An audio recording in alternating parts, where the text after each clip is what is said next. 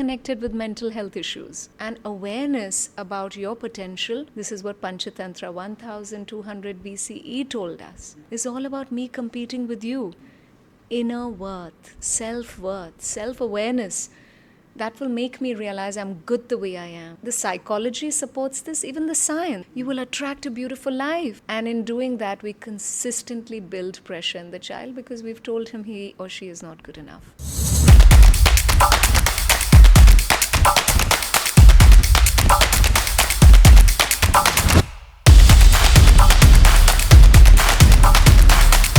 Hello, Raageshwari ma'am. How are you doing? I'm doing really well. Thank you so much. It's a pleasure to have you here. Likewise. And it's definitely a pleasure to even talk about mindfulness with you, because having witnessed your journey from an actor, a singer, a VJ, and going through the tough phases of your life, and then transitioning into a person who is talking about mindfulness.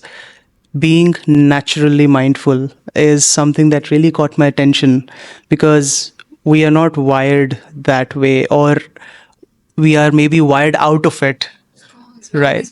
Yeah. Yes. Worried about the future. Yes. And when we talk about education also in schools, all the time we have so many frameworks that students also go through and they are introduced to. There's a success framework, there is a framework to do this, do that, and that builds up a lot of pressure in the mind of the person. So how to deal with that with mindfulness? What would you like to say about that? You see, basically, mindfulness is really observing your life and being absolutely present. And we're doing completely the opposite. We're always reminding students, and with that, I mean even us grown-ups, we're always wrapped up in the guilt, could have, would have, should have, or the future. Will I be successful? Will I be able to make a lot of money? Will I have that penthouse? So we're the success. Let's talk about success frameworks, as you said. Who's defined those success definitions? They're all wrong. We have taught our children that the corporate corner office and a very successful career is going to make you happy. Sorry, students, we're sorry. That's wrong. Because look at all the successful people today, directly connected with mental health issues. Yeah. Look at the research. So Forbes did a research with the most successful people, 4,000 America's richest people. Their happiness quotient was just a bit higher than the Maasai warriors. What does this tell you? This tells you that happiness is not connected with bigger, fatter paychecks or huge jobs or huge careers. It has to do with, hey, I'm really good the way I am. Self-worth. And self-worth and awareness about your potential comes with mindfulness. Because you are now not competing with another, you are applauding another who's doing better than you. Right. So your competition is not with others. And sadly, our school system, our education system, our world for that matter, is all about me competing with you. Yeah. So naturally now, I only have jealousy and envy when Sanjay ji does well. Yeah. But if I'm mindful and if I'm taught that the kingdom lies within, and this is not a futuristic philosophy, this is what Swami Vivekananda always talked about. This is what Panchatantra 1200 BCE told us. Inner worth, self-awareness, that will make me realize I'm good the way I am. And then when you do well, I clap for you and I enjoy your journey and I'm inspired by you rather than be envious and jealous and then get wrapped up in the depression that I'm not good enough. But it has to start very early. And sadly, we've done enough damage. And that's why we have teenagers really stressed. Such high suicide rates because of pressures. So we need to step back. If you're a new parent, do not give in to that pressure. Let the child follow his or her path. They are perfect the way they are. And the psychology supports this, even the science, because when you're happy with the way you are, you will attract a beautiful life. Because that's what Einstein said, vibrate at the frequency you desire. It's like me treating you badly and then expecting you to do well. Yeah. And that's parenting as well, right? You're so bad. You are good for nothing. Why can't you be as good as Sanjay in maths? Why can't you be good in singing like Raageshwari? And in doing that, we consistently build pressure in the child because we've told him he or she is not good enough. So we've got to redefine success frameworks. We've got to redefine how we are teaching our students resilience and life skills. That's much more important than education, because when you grow up, you're not really worried about history, geography, and maths. You can Google that. What really worries adults is, I've had a heartbreak. How do I come out of that? I've had a financial crisis. How can I come out of it? And that's no problem. I mean, in 2000, I lost everything. My first relationship, I was totally bankrupt. I had no career. But your breakdowns are your breakthroughs. So I just really like students, if they're older, if they're younger, of course, they need our complete support. But if they're teenagers, evaluate. Happiness and peace is much more important than this mad rush for money and status, because it's a trap. And if you do not believe me, look at the Harvard research, do the Yale University course, which is Psychology of Happiness, and you'll say number one tool to be happy, be kind, community service. Yeah, but you see, the marketing agencies are doing the complete opposite, right? So so you have to be rich to understand, oh my goodness, I am not happy. So youngsters will feel that. So it's their journey. But if you have younger ones, we can support them. It's not too late. Beautifully said. Breakdowns or your breakthroughs. It's beautifully said. Thank you so much for sharing that. Now, talking about the people who have grown up already a little, let's say in their 10th class, 11th class, 8th, ninth, right? So, most of the time, the students, whatever is being taught to them in the schools, in their education system, or in their life in general, mostly this is talking about mindfulness. So when they're dealing with all of these things, peer pressure, they're talking about getting introduced to different things at this age. Most of the times they react Of course. instead of thinking and responding to the situation. So how can a student uh, take a step back there at that point in time, and yeah, to respond? So right away, I want to tell students who are, the teenagers, because you're naturally mindful until the age of 7 or 8, and then adults come and wreck wreck your life. So we apologize, because my life was also wrecked by unconscious adults. So it's a terrible journey. But going back to the Panchatantra era, where education system before the British Raj was all about close your eyes and you will see the solution. Close your eyes and reflect on what is it that you want. Now, how is that making you feel? Now open your eyes and try to feel that way. So that is a simple philosophy. How will our students who are in the midst of the storm, because non-stop they're bombarded with advertisements that you need to have more. You're not enough without the Maserati car, without the penthouse. If you want the girl, you need to be rich. So I think men have a lot more pressure. Women have the pressure. You've got to look this certain way. So we're doing great damage to our generation. So instead of really understanding how unique I am, we're telling them you're not good enough, because only that's the way the consumer industry can grow. You must know that. They have to tell you you're not good enough. Otherwise, why would you buy the bags? It's only when I got into mindfulness, I'm happy to just wearing my white jacket all the time, because I know it eventually doesn't matter to you. What will help us connect is how I made you feel. So if that brings you peace, nobody is going to remember what you say, what you do, what you wear, but how you make someone feel. And for that, you need to start to feel good about yourself. So a quick practice is every day for 5 minutes as you wake up, not rocket science, close your eyes and simply observe, what am I thinking? As simple as that. Observe your thoughts, do not force them. What this does, it builds a practice for your mind to say, oh, Sanjay, you were talking to me? You're listening to me? And then during the day, whenever somebody pulls you down, somebody tells you something that's negative, somebody tries to come from a fear mindset and tries to sabotage your positive mindset, there'll be a soft alarm in your mind going, beep, beep.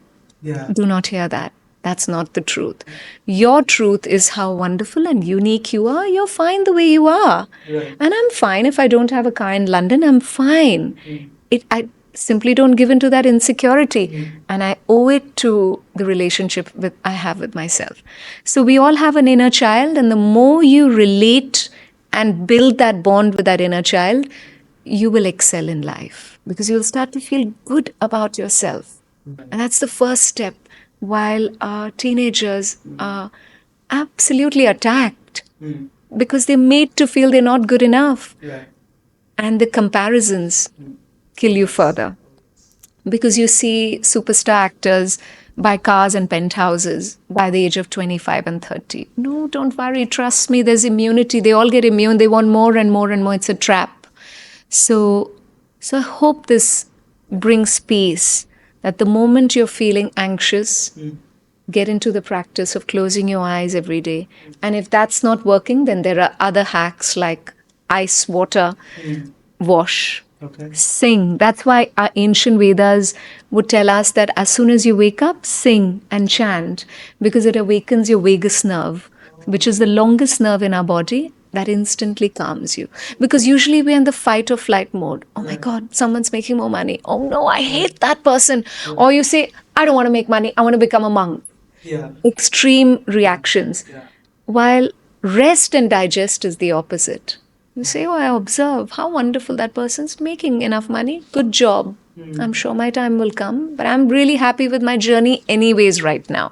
I don't have to chase the girl who is only chasing money because I know how valuable I am. I've got the talent. I speak beautifully. I'm a kind man. I'm a generous, warm-hearted man.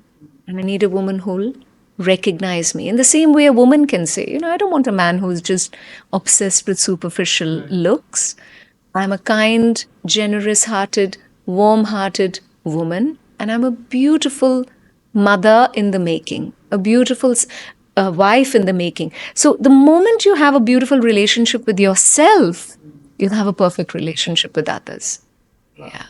So beautifully put. Thank you for doing that.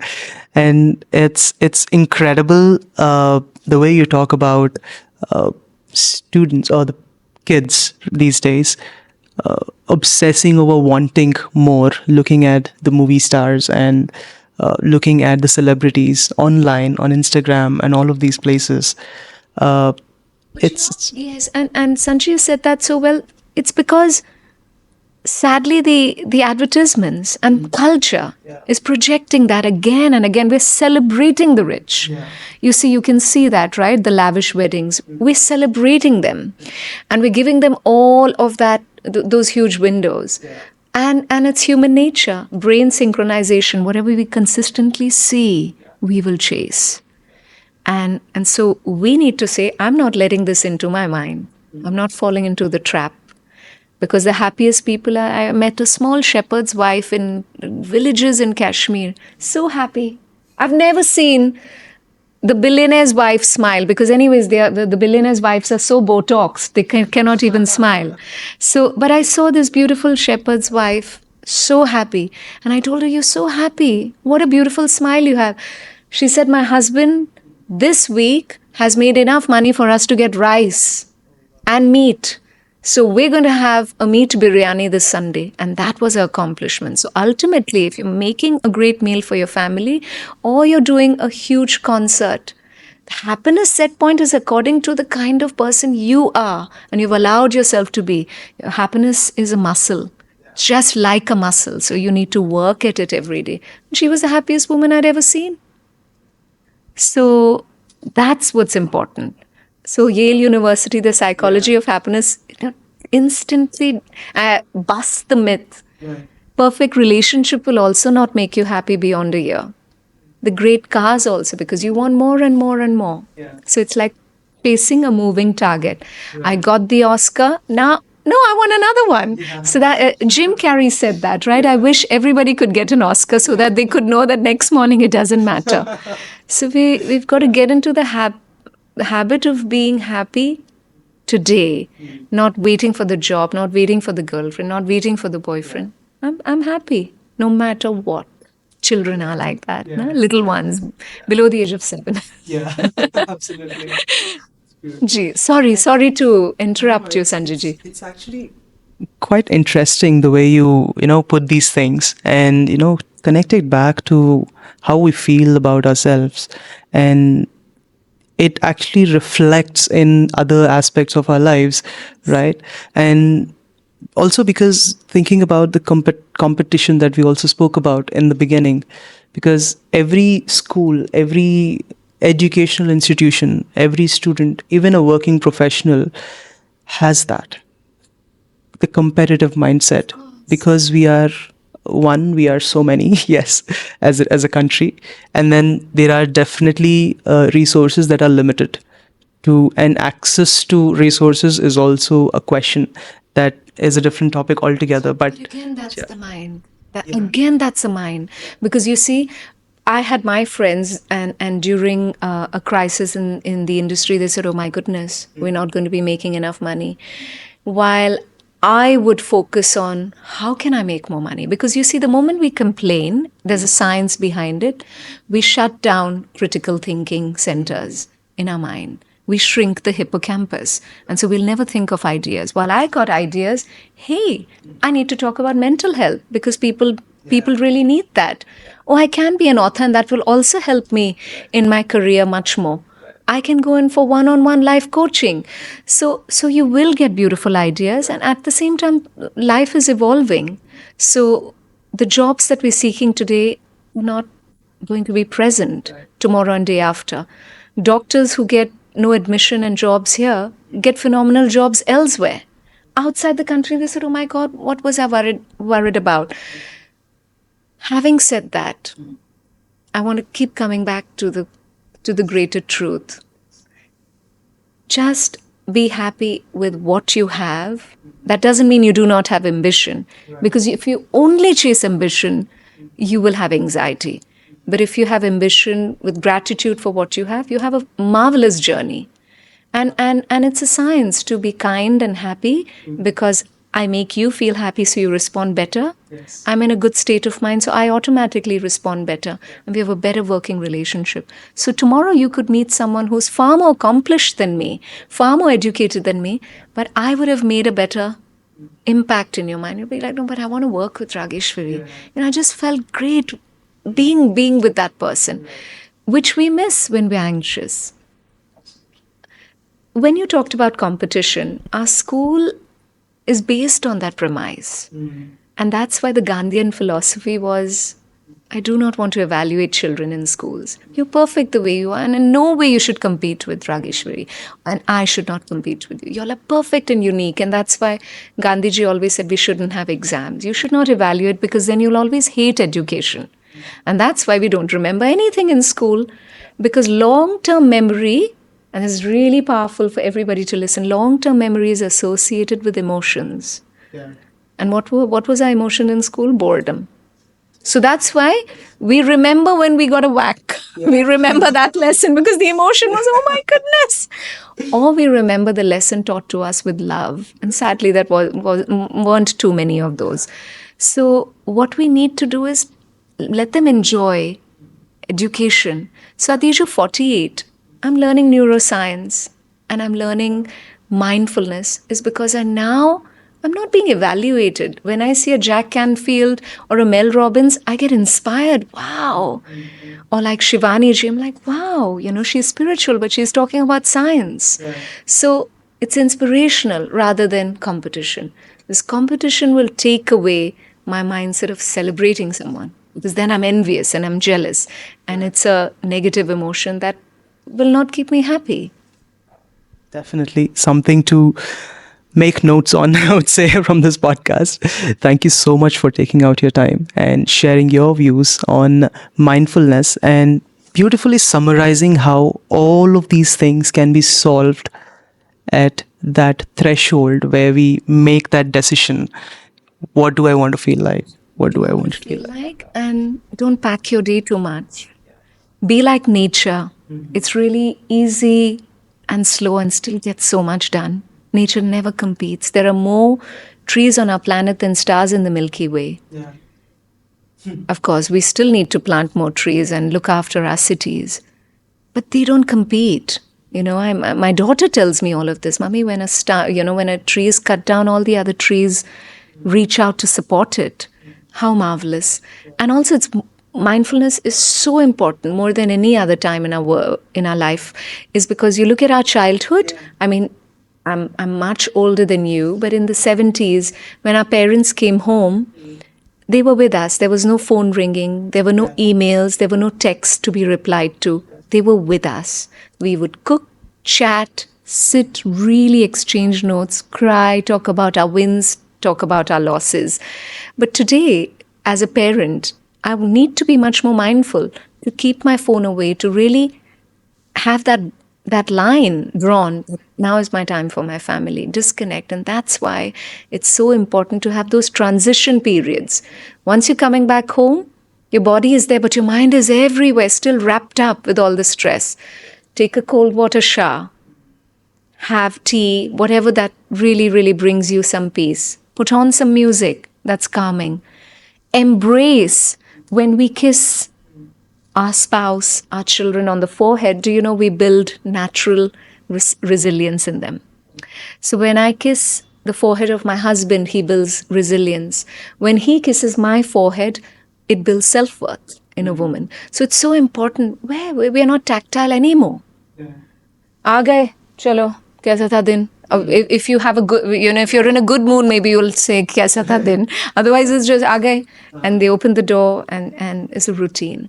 So stop and stare and stop and really live each moment with space and watch how you feel after a week. Watch the vibration of your home. There cannot be a fight. There cannot be negative words spoken in that home. And you'll be doing the greatest service to teenagers in a home like that. Support the teenagers as much as you can because it's the toughest period for them. Yeah. Amazing. This actually episode is a small masterclass on mindfulness. Thank you so much for doing this with us. Thank you so much for your time. Wishing you, Sanjay, the very best, our lovely team. Thank you so much. All the very best, Thank you. very best, and also Newton classrooms. Thank you so much. Thank you so much.